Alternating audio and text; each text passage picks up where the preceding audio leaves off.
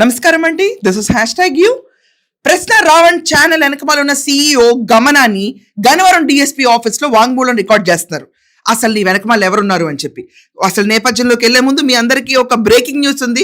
మరికొద్దిసేపట్లో గమనాన్ని అరెస్ట్ చేయొచ్చు.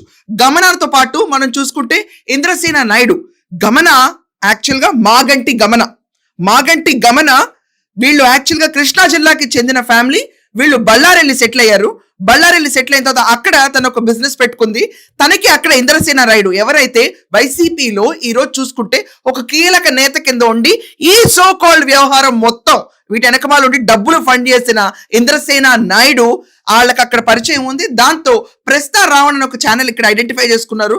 ఈ రావణాసురుడు ఛానల్ ఏదైతే ఉందో తన చెల్లిగా చేరిన శూర్పణఖ, సారీ శూర్పణఖ అంటే ఫీల్ అవ్వకండి, రావణాసురుడు చెల్లెల పేరు శూర్పణఖే, తప్పదు ఇంకా మనకి ఇంకా. సో ఈ గమన చేరి CEO కింద ఎదిగి దాంట్లో ఏం చేసిందంటే ఆల్రెడీ అతను ఇంతకు ముందు హిడ్మా భావజాలాల్ని అలాగే హిందుత్వం పైన దాడిని ప్రతి ఒక్కటి చేశాడు. ఎందరో హిడ్మాలు, మరెందరో కేశవరావులు, రాఘోలు, మిట్కోలు ఇలా పేరు పేర్లతో పుడుతూనే ఉంటారు. మళ్ళీ పోరాటం పుడుతూనే ఉంటుంది. యుద్ధం కొనసాగుతూనే ఉంటుంది. వీరులు మరణిస్తూనే ఉంటారు, తిరిగి పుడుతూనే ఉంటారు. జోహార్ ప్రజా యుద్ధ వీరులకు. ఈమె కూర్చొని RSS ని కూడా ఎక్స్ట్రీమ్ వింగ్ అని చెప్పి దాని తర్వాత జగన్మోహన్ రెడ్డిని కలిసింది. హిందూ మతాన్ని కాపాడటం కోసం ఒక సిద్ధాంతాన్ని తీసుకొచ్చి ఒక RSS ని ఫామ్ చేశారు. RSS రాష్ట్రీయ స్వయం సేవక్ సంఘ్. ఇది ఒక ఎక్స్ట్రీమిస్ట్ గ్రూప్ కూడా. అండర్స్టాండ్, ఎక్స్ట్రీమిస్ట్ గ్రూప్ అంటే తీవ్రవాద సమూహం.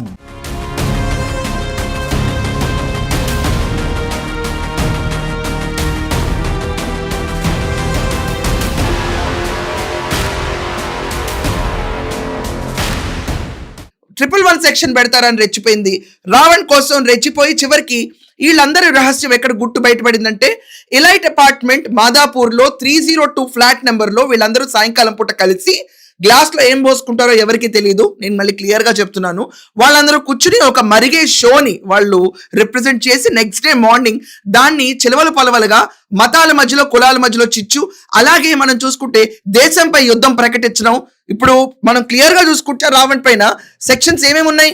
సెక్షన్ 13, 39, 147, 148, 152 దేశద్రోహం, దేశం పైన యుద్ధం ప్రకటించడం, మావోయిస్ట్ భావజాలాల్ని ప్రచారంలోకి తీసుకెళ్ళటం, ఇది కాకుండా హిందువుల పైన దాడి చేయటం. ఇదన్నిటికీ ఒక స్క్రిప్ట్ రైటర్ ఉండాలి కదా వెనకమాల. సో ఈ గమన CEO కింద హ్యాండిల్ చేసి పరారులోకి వెళ్ళింది. కొంతకాలం పరారులోకి వెళ్తే క్లియర్ గా ఆవిడ్ని పోలీసులు నోటీస్ ఇస్తే చాలా రోజుల తర్వాత ఈ రోజు గన్నవరం DSP ఆఫీస్ కి హాజరైంది.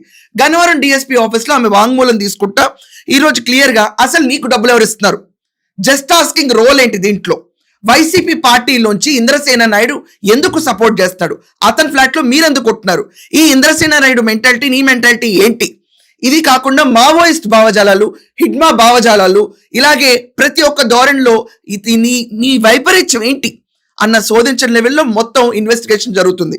దేశ సార్వభౌమాధికారాన్ని దెబ్బతీసే రకంగా, అలాగే ఇంటిగ్రిటీ ప్రతి ఒక్క విషయం పైన దెబ్బతీసే రకంగా ఎన్ని మాట్లాడినా ఎవరు మమ్మల్ని పట్టించుకోరని రెచ్చిపోయింది ప్రశ్న టీంలో రవి ఉన్నాడు, గమన మాగంటి ఉంది, ఇలాగే ఇంద్రసేన నాయుడు ఉన్నాడు. ఇద్దరు IPS ఆఫీసర్లు కూడా కీలక పాత్ర పోషించారు. వీళ్ళందరికీ ఈ రోజు నోటీసులు ఇచ్చి రమ్మంటే దీంట్లో గమన, ఇంద్రసేన నాయుడు వీళ్ళు మాత్రం ఇప్పుడు గన్నవరం DSP ఆఫీస్ లో వాంగ్మూలం రికార్డ్ అవుతుంది.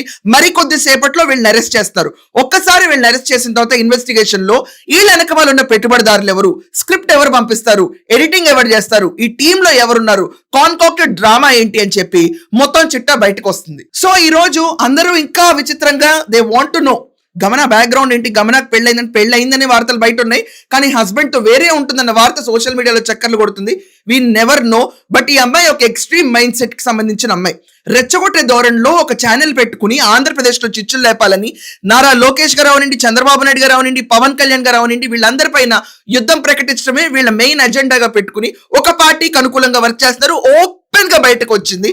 ఆ party is none other than YCP. Jaganmohan Reddy దగ్గరికి పరిగెట్టుకోలేనింది, జగన్మోహన్ రెడ్డికి థ్యాంక్స్ చెప్పింది. ఈ గమనాన్ని పట్టుకోవడానికి పోలీసులు నానా తిప్పలు పడ్డారు. యాక్చువల్ గా తిను బళ్ళారి కృష్ణా జిల్లా పిల్ల అయినా కూడా వీళ్ళ పేరెంట్స్ అందరూ బళ్ళారిలో సెటిల్ అయ్యారు. సో బళ్ళారిలో సెటిల్ అవుతుంటే బెంగళూరు వెళ్ళి కోసం ఎత్తికారు. ఎందుకంటే ఇంద్రసేన నాయుడు ప్రాపర్ అక్కడే, అతనికి అక్కడ ఆఫీస్లోనే ఎస్టాబ్లిష్మెంట్ ఉంది. ఎప్పుడైతే కేసు పడిందో పరారులో ఉంటే ఈ రోజు గన్నవరం DSP ఆఫీస్ కి వీళ్ళు హాజరయ్యారు. వాంగ్మూలం రికార్డ్ అవుతుంది.